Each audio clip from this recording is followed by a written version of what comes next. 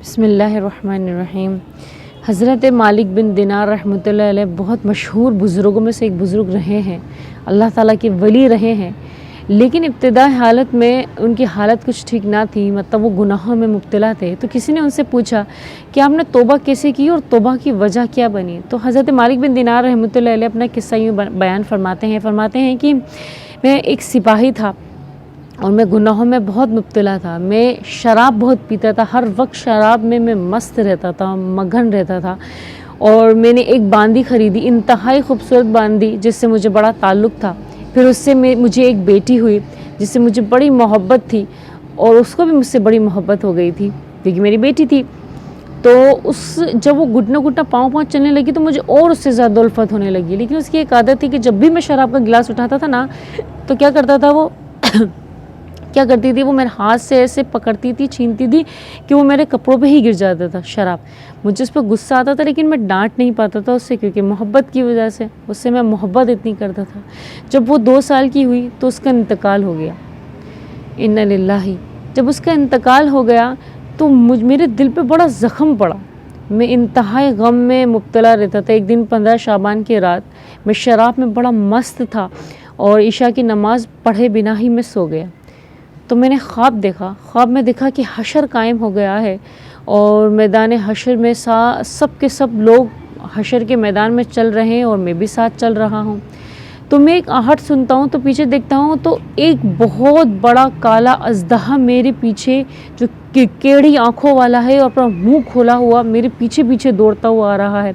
میں اس خوف سے ڈر کے مارے کچھ سمجھ نہیں آتا اور میں بھاگتا جاتا ہوں، میں بھاگ رہا ہوں، بھاگتا جاتا ہوں۔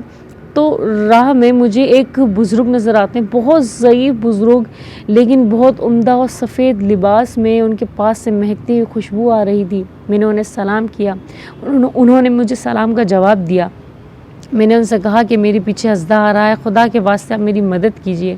انہوں نے بولا میں کیسے مدد کر سکتا ہوں، میں تو بہت کمزور ہوں، بہت ضعیف ہوں، اور وہ بہت طاقتور ہے، میں مدد نہیں کر سکتے۔ ایک کام کرو، تم آگے بھاگتے چلے جاؤ، ہو سکتا ہے تمہاری کوئی مدد مل جائے۔ تو مالک بن دینار رحمۃ اللہ فرماتا ہے کہ میں بھاگتا چلا گیا، میں بھاگتا ہوا جا رہا تھا تو آگے مجھے ایک پہاڑ کے پرے مجھے جہنم نظر آئی، جہنم کی آگ دہکتی ہوئی نظر آئی۔ مجھے یہ خوف نہیں تھا کہ میں جہنم کی آگ میں گر جاؤں گا، جہنم میں گر جاؤں گا، بس مجھے اس اژدہا کا خوف تھا جو منہ کھولا ہوا، بہت بڑا طاقتور وسیع میرے پیچھے بھاگتا ہوا آ رہا تھا۔ تو میں بھاگتا ہوا جا رہا، میں نے اس جہنم کی آگ کو نظر انداز کر کے میں اسی کی طرف دوڑا اور اژدہا میرے پیچھے دوڑا۔ تو جیسے ہی عنقریب تھا کہ میں جہنم کی آگ میں گر جاتا تو ایک زوردار آواز آتی ہے کہ پیچھے ہٹو، تم جہنم کی آگ میں جلنے والوں میں سے نہیں ہو۔ تو جیسے ہی میں رک کے پیچھے مڑتا ہوں تو پھر سے وہ مجھے ضعیف آدمی نظر آتے ہیں، بزرگ سے، سفید لباس میں، زیب تن۔ میں نے ان سے پوچھا کہ میں نے آپ سے پہلے بھی درخواست کی تھی کہ آپ میری مدد فرما دیں، کہ مجھے اس اژدہے سے بچا دیں جو میرے پیچھے دوڑتا ہوا آ رہا ہے۔ تو ضعیف بزرگ رونے لگ گئے اور انہوں نے کہا کہ میں بیٹا بہت کمزور ہوں، ضعیف ہوں، میں مدد نہیں کر سکتا تمہاری، تم اس پہاڑی کی طرف دوڑ پڑو، وہاں پہ مسلمانوں کی کچھ امانتیں رکھی ہوئی، ہو سکتا ہے تمہاری وہاں پہ کوئی راہ ہموار ہو جائے، ہو سکتا ہے تمہارا بچنے کا کوئی رستہ نکل جائے۔ تو مالک بن دینار رحمۃ اللہ فرماتے ہیں کہ میں اس پہاڑ کی طرف چڑھ پڑا، اور پہاڑ کی طرف جیسے ہی چڑھا تو مجھے سامنے ایک گول پہاڑ نظر آیا۔ اس گول پہاڑ پر چھوٹی چھوٹی کھڑکیاں بنی ہوئی تھیں، اور بے تحاشا کھڑکیاں بنی ہوئی تھیں، اور اس کھڑکیوں میں 2 کیواڑ تھے، کیواڑ کہتے ہیں ایسے دروازوں، ان کھڑکیوں کے کیواڑ بولتے ہیں۔ تو 2 کیواڑ بنے ہوئے تھے سونے کے، ان کے اوپر یاقوت کے موتی لدے ہوئے تھے، انتہائی خوبصورت، اور ان کھڑکیوں پر ریشم کے پردے ڈلے ہوئے تھے۔ تو میں نے وہاں دیکھا تو وہاں پہ ایک زوردار ایک پھر سے آواز سنائی دی کہ یہاں پہ ایک مددگار آیا ہے، مدد کرو۔ تو ساری کھڑکی کے جو ہے نا کیواڑ کھل جاتے ہیں اور ریشمی پردے ہٹ جاتے ہیں، اور انتہائی خوبصورت چہروں والے، چاند کی روشنی والے بچے نظر آتے ہیں، اور وہ بہت سارے بچے ہوتے ہیں۔ وہ بچے دیکھتے بولتے ہیں کہ جلدی نکلو، اس کو تو کالا اژدہا اس کے انتہائی قریب پہنچ چکا ہے۔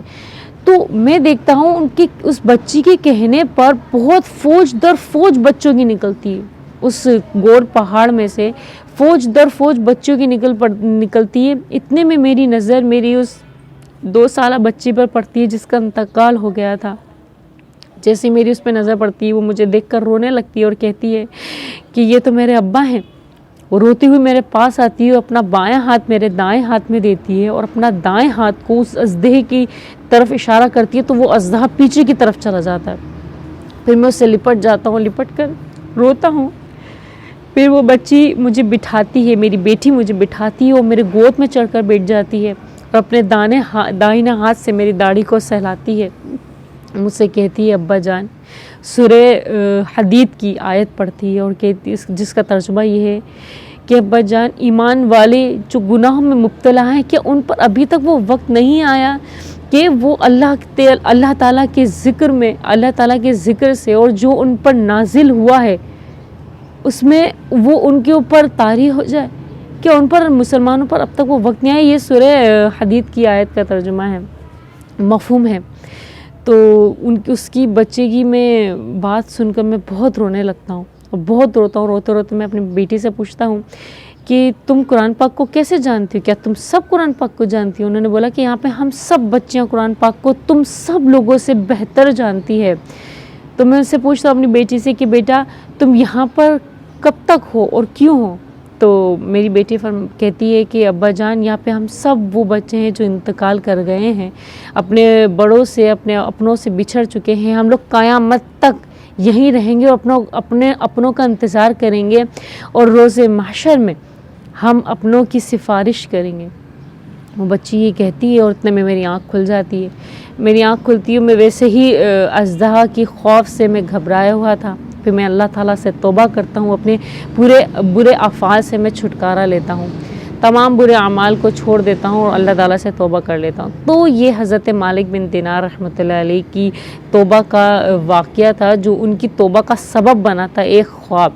چونکہ یہ ایک خواب نہیں تھا، دیکھا جائے تو یہ حقیقت میں مبنی ہے کہ ہم نے اپنے گناہوں کو، اپنے اتنے زیادہ گناہوں کی دلدل میں پھنس چکے ہیں کہ ہم نے اپنے گناہوں کو اتنا وسیع کر لیا ہے کہ نیکیوں کی ہمارے پاس گنجائش نہیں ہے. ہماری نیکیاں بڑی ضعیف ہیں، ہماری نیکیاں بہت کمزور ہیں.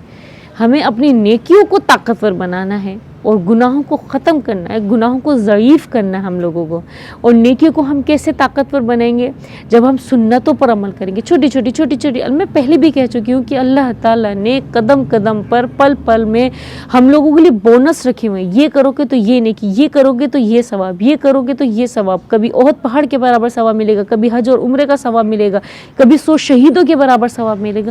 مطلب ثواب، اگر ہمیں اپنے نیکیوں کو طاقتور بنانا ہے، ضعیف بزرگ نہیں بنانا، ہمیں طاقتور بزرگ بنانا ہے جو ہمارے گناہوں سے لڑ سکے، مقابلہ کر سکے، تو اس کے لیے ہمیں اپنی نیکیوں کو کرنا پڑے گا، ہمیں سنتوں پر عمل کرنا پڑے گا، ہمیں اللہ اور اس کے رسول کو ماننا پڑے گا. اس سے پہلے کہ خدا نخواستہ یہ سچ مچ میں روز محشر قائم ہو جائے اور ہم لوگ پھنس جائیں، ہماری نیکیاں ضعیف ہو اور ہمارے گناہ اژدہا کے برابر بہت طاقتور ہو، تو ان قریب ہم لوگ جہنم کی آگ میں جل جائیں گے. اللہ تعالیٰ ہم سب کو نیکی کرنے کی توفیق عطا فرمائے، ہم سب کو گناہوں کے عذاب سے بچائے اور ہمیں دلدل سے بچائے جس دلدل میں ہم جا رہے ہیں. اللہ تعالیٰ مجھے اور آپ کو، ہم سب کو ہدایت عطا فرمائے. آمین. جزاکم اللہ خیرا، احسن الجزاء فی الدارین.